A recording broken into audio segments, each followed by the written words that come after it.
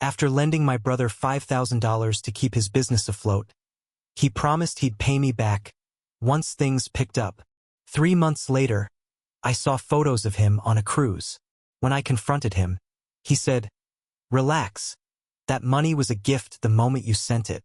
My mom called me ungrateful for bringing it up. He's been under so much pressure," she said. Christmas, he handed out expensive gifts to everyone but me.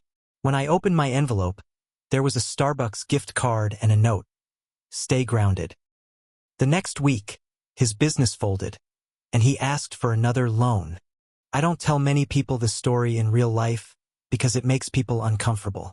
They look at me like I'm cold or petty, but they didn't live it. They didn't feel what I felt, sitting at that Christmas table with a $15 Starbucks card in my hand, while my brother smiled like the king of the world. Let me back up. I'm 38. I live in Tacoma, Washington. I work in IT, I keep to myself, and I've always handled my business. I've never been late on rent, never asked for a bailout. I'm the one who helps when someone else is falling apart. My younger brother Wes is 34. He's the opposite of me in every way. Flashy, impulsive, always chasing the next big thing. When we were kids, he was the one who talked his way out of trouble while I took the blame for things I didn't do. I didn't mind back then. I figured that's what older brothers did. After high school, Wes bounced around. Community college, then dropped out. Sold weed for a bit. Tried to be a club promoter.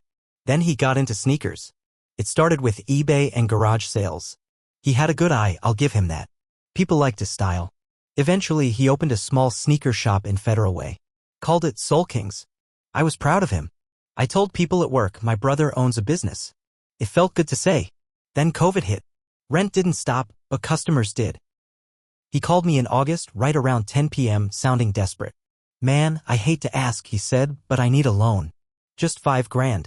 I'm gonna lose the shop." I didn't even think twice. "You'll pay me back when you can," I said. "Soon as things pick up," he promised. I swear. I transferred the money that night. I had some savings. I figured I'd help my brother and get it back by Christmas. Maybe even earlier. 3 months later, I was scrolling through Instagram during lunch. A coworker walked by and saw me staring at my screen. "Is that your brother?" he asked. It was. Wes was shirtless on a cruise ship. Sunglasses, drink in hand, hugging a girl in a bikini. Next photo, he's at some fancy dinner. Then him in front of a casino. Post after post. My blood ran cold. I texted him right away.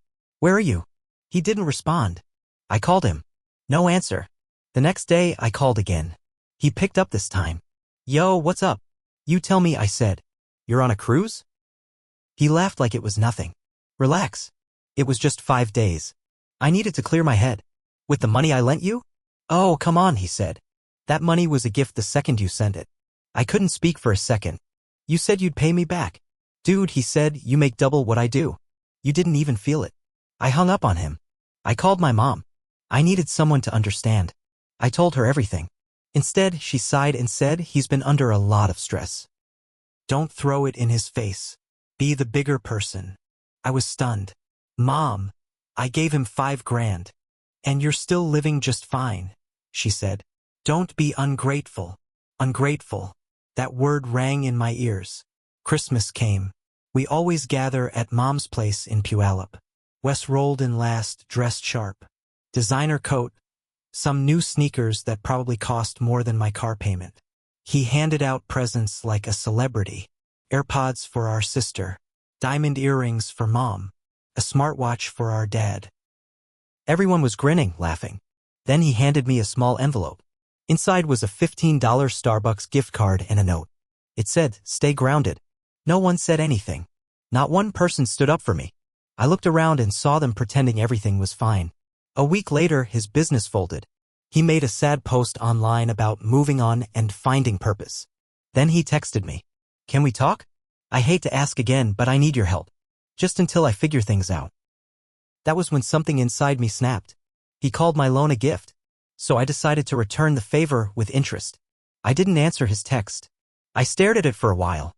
I started typing a few different things: anger, sarcasm, silence, but then I stopped. I deleted it all.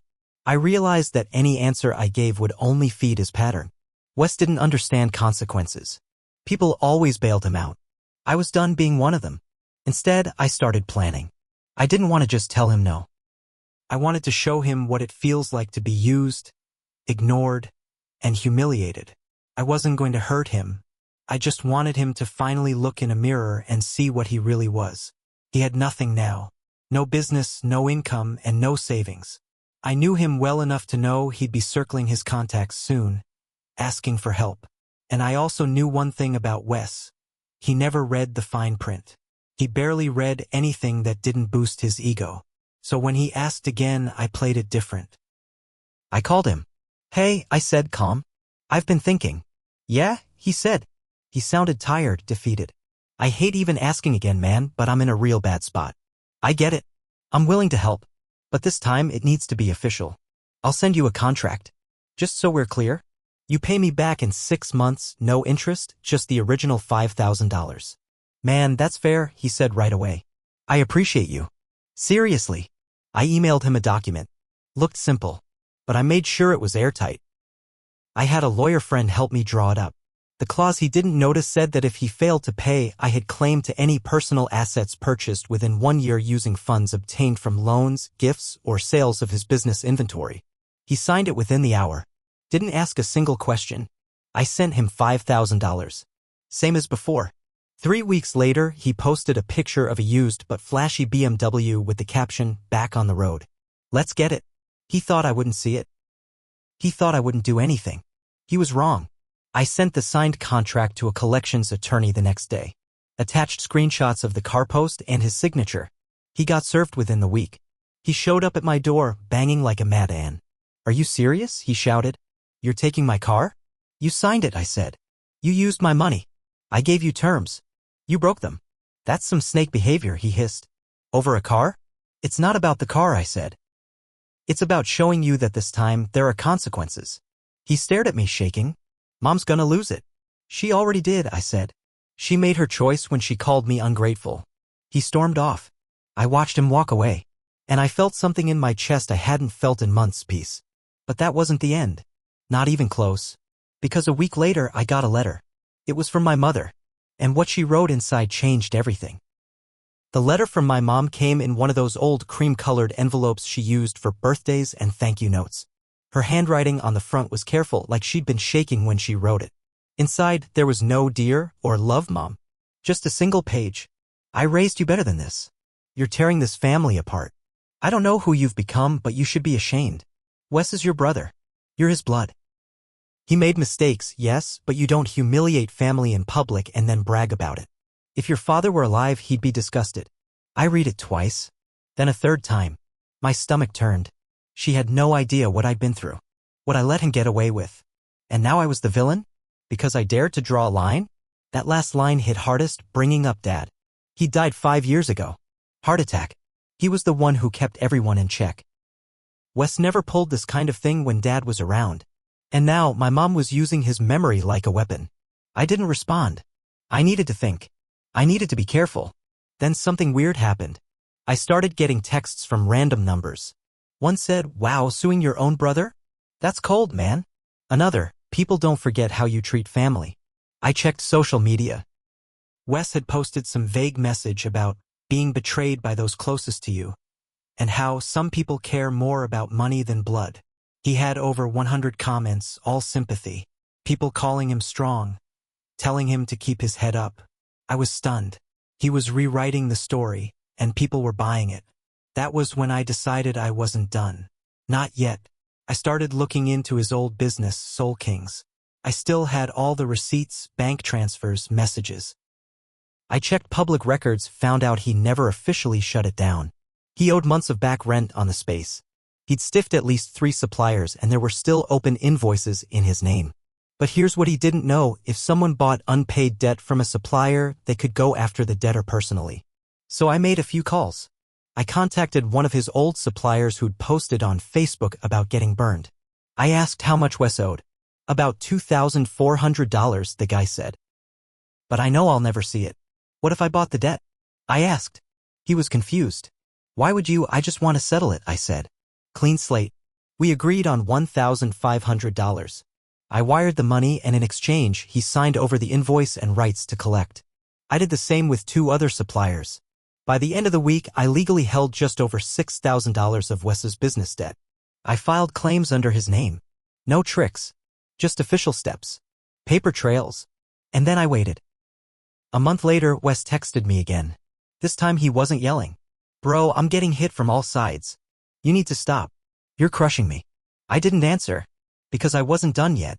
2 weeks later, I got another text from Wes. This time it just said, "I lost the car. I got served again. Please. I'm done." I get it. But he didn't get it. Not really. He still thought this was just about money. About revenge. He didn't understand that what broke me wasn't the cash. It was the moment he looked me in the eye and told me my help was a gift, then handed me a $15 gift card like I was nothing. It was the smirk. It was the silence from the family. The betrayal that no one wanted to admit happened.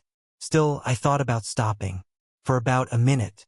Then my sister sent me a screenshot. It was from a private Facebook group for sneakerheads in Washington. Someone had posted asking about Wes, saying they were thinking of hiring him for consulting. He had apparently started offering business mentorship for up-and-coming resellers. In the post, he called himself a victim of shady investors and said, "I built a brand from nothing. I was taken down by jealousy and greed. That was it." I sent the entire group thread to every person I knew in that circle, every supplier, every shop owner. I attached proof of the debt, screenshots, signed papers. Then I filed a public small claims suit in King County Court. I made everything official. Names, dates, business addresses. It wasn't just about getting my money. It was about making sure nobody else got burned by his lies. The court date came. Wes showed up alone in an old jacket and cheap shoes. He looked like a shell, pale, tired. I was calm. I had my folder, my files, everything in order. The judge barely let him talk. In the end, the court ruled in my favor. He was ordered to repay everything. And because he defaulted on the original contract, he had to surrender any income from side work for the next 12 months. Including his mentorship scam, he stormed out of the courtroom. That night, I got a call from my mom. "I hope you're proud," she said. "You've ruined your brother." I didn't even get angry. I just said he ruined himself. I just stopped pretending. She hasn't spoken to me since. I'd like to say I feel good about it all. That revenge brought me peace. But here's the truth. I lost more than I thought I would. I lost my mom. My sister keeps her distance now. Family gatherings are quiet, cold. I stopped getting invited to some of them. Wes moved to Spokane. Started working at a mall, last I heard. He doesn't call anymore. And me? I still live in Tacoma. Still working. Still saving. But I don't lend money anymore. And I never let anyone mistake my silence for weakness again. Revenge doesn't fix everything. But sometimes, it's the only way to make people see what they've done.